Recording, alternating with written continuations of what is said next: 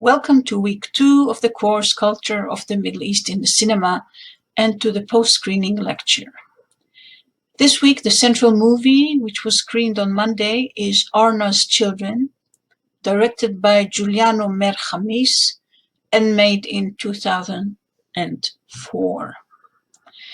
This movie is about an Israeli Jewish activist, Arna, who did educational work among the children of the refugee camp in Jenin. Giuliano, the maker of the movie, is Arna's son.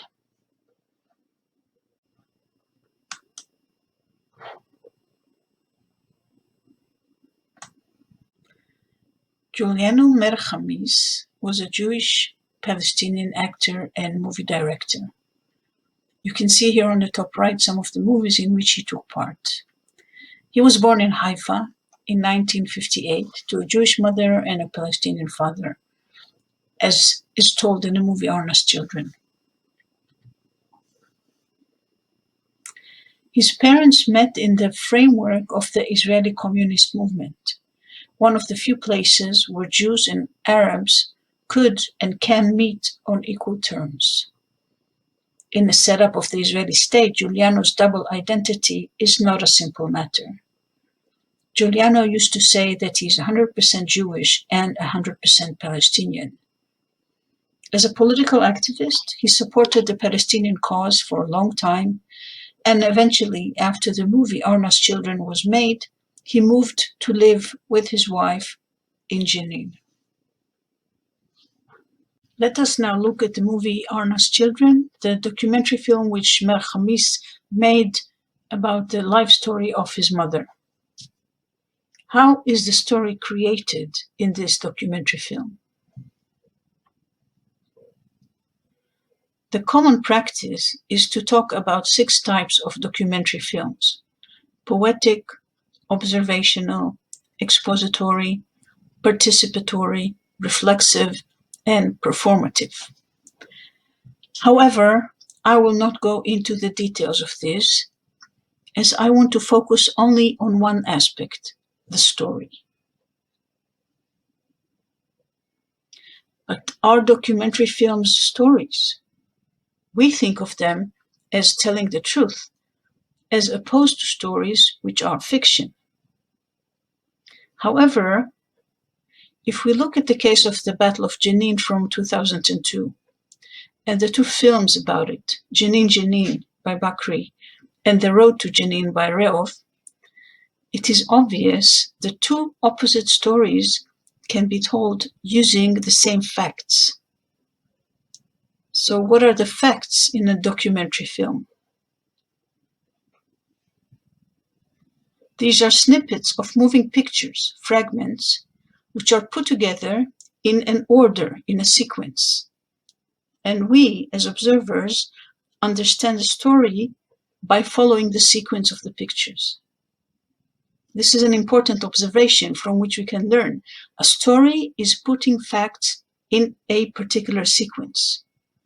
And the sequence is what creates the story. And since there could be different sequences, there could also be different stories. This is because the base, the facts themselves, the snippets, the visual fragments, do not tell a complete story. What they tell is actually quite limited.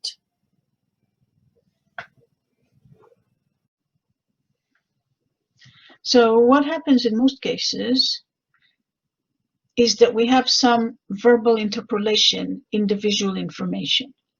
There's someone that explains how we should understand the facts, the sequence of facts, if you want.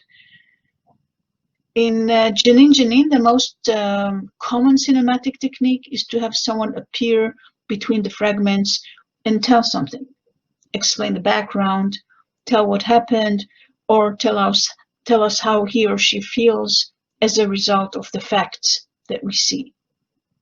There's a very impressive move in the film Jenin Jenin when the person that we first meet in the film and who is explaining what happened is a person who cannot speak.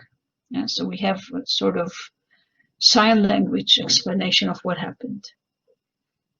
A second very common technique, which is a prevailing one in Arna's children, is the voiceover. While we watch the documentary fragments, we hear a voice that explains things to us, the viewers.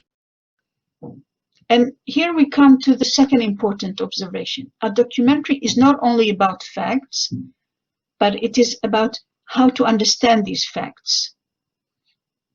In this understanding, we depend on a teller that explains the facts. How much do we, the observers, trust the story depends on how much we trust the teller.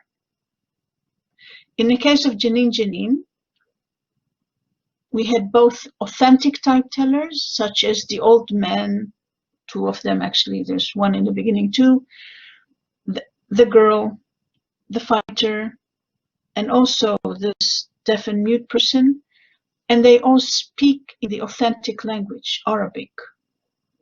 The authenticity was the way to make the film reliable. In The Road to Jenin, we had Western-style tellers, which is probably with an eye to make the film acceptable in the West. However, most of the speakers have an authentic Middle Eastern accent, either Hebrew or Arabic, which adds the authentic aspect as well. In Arna's children, the authenticity and reliability is that the heroine herself speaks in the film. And we even get to meet her family, her son, the director.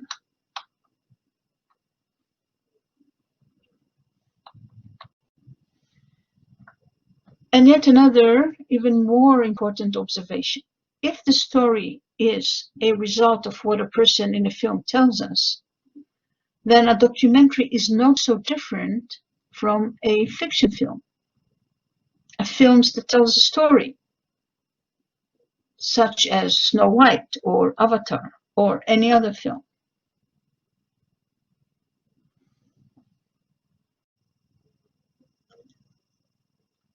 Back to Arna's children, just like Jenin had an artistic touch of having this deaf and mute person to tell the story, Arna's children also had an artistic touch connected to the teller of the story, and in fact into the layering of stories in the film. Merchamis uses in his film an early film that was made about Arna. This gives it an additional layer of storytelling. So we first have the layer of this older film. The second layer is the present time of the film, when Arna went back to visit Jenin camp after the battle, when she was already very sick. And there's a third layer, the story which Giuliano himself is telling about his life, about him making the film, and about the death of his mother, the heroine of the film. This layering makes this film quite artistic. It is not a documentary which we can see during the news hour on television. Giuliano's story has still one other layer, and this one is quite a sad one.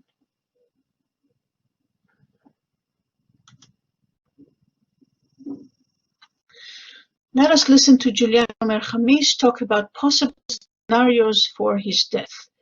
This is from an interview with him that took place in 2008. I'm telling them about how I'm gonna end my life. A bullet from a fucked up Palestinian who's gonna be very angry that we are in Jenin with this blonde coming to corrupt the youth of the Islam, and he's gonna and she's gonna find me dead on the doorstep. Giuliano's scenario of being shot was a prophetic statement, as he himself knew. Giuliano was shot in Jenin in 2011 and died at the age of 52. A person with a covered face shot him 5 times when Giuliano was sitting in his car in the neighborhood where he lived in Jenin. His wife gave birth to twins 2 months after his death. These twins are younger brothers to his son that was born in 2010 and to his daughter from his first marriage. The assignment this week will not relate to the central film, but to the one that will be presented in a seminar on the 28th of September. I ask you to make a 1 or 2 minutes long documentary about one of the kibbutzim in Israel, and to pay attention in particular to the teller of your clip. Make the teller so that it fits your message about the kibbutz. I have posted 2 short films about the kibbutz on the Nestor page of week 2. You can learn some tricks from them. You can get the information about the kibbutzim in Israel from a list of kibbutzim in the link below, http www.kibbutzim.net/kibbutzim.php, or search for kibbutz on YouTube or anywhere else. Create a video, attach it to your assignment link below, and explain in a few sentences what message you try to convey in your clip and how you constructed the teller to convey this message.